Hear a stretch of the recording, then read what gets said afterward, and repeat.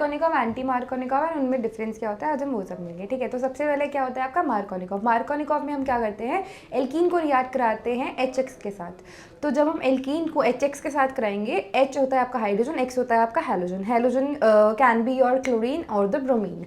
जब हम उसको रिएक्ट करवाएंगे तो मार्कोनिकॉफ रूल क्या कहता है, पहले हम वो समझेंगे। तो मार्कोनिकॉफ रूल कहता है कि negative part that is your halogen part will attach to the carbon having less number of hydrogens. मतलब कि नेगेटिव पार्ट आपका वहाँ पर अटैच होगा जहाँ पर कम नंबर ऑफ हाइड्रोजन प्रेजेंट होंगे अक्रॉस द डबल बॉन्ड। मान लीजिए कि आपके पास इथीन है, तो एक कार्बन इथीन का, फिर डबल बॉन्ड, फिर कार्बन आएगा। ठीक है, तो जब आप उसको ब्रेक करेंगे तो जिस कार्बन के पास कम हाइड्रोजन होंगे आप उससे लगाएंगे। इथीन तो आपका सिमेट्रिकल है तो आप उसमें कहीं पे भी लगा सकते हो। अगर अनसिमेट्रिकल एल्कीन होगा तो आप वहीं पे लगाएंगे जहाँ पे कम नंबर ऑफ हाइड्रोजन होते हैं। फिर सेकंड आता है आपका एंटी मार्कोनिकॉफ। एंटी मार्कोनिकॉफ में भी आप एल्कीन को ही रिएक्ट कराएंगे HX के साथ, बट HX के अलावा उसके पास प्रेजेंस होती है H2O2 की, that is your peroxide. And anti Markovnikov कहता है कि नेगेटिव पार्ट आपका अटैच होता है जिस कार्बन पर आपके ज़्यादा नंबर ऑफ हाइड्रोजन होते हैं। बस जस्ट बिल्कुल उल्टा है उसका, मार्कोनिकॉफ का बिल्कुल उल्टा होता है आपका। ठीक है, तो इसमें जब आप एल्कीन को रिएक्ट करवाएंगे तो अक्रॉस द डबल बॉन्ड जिस भी कार्बन के पास ज़्यादा हाइड्रोजन होंगे वहाँ पे आपका नेगेटिव मतलब कि X जुड़ जाएगा। और इसमें डिफरेंस क्या होता है,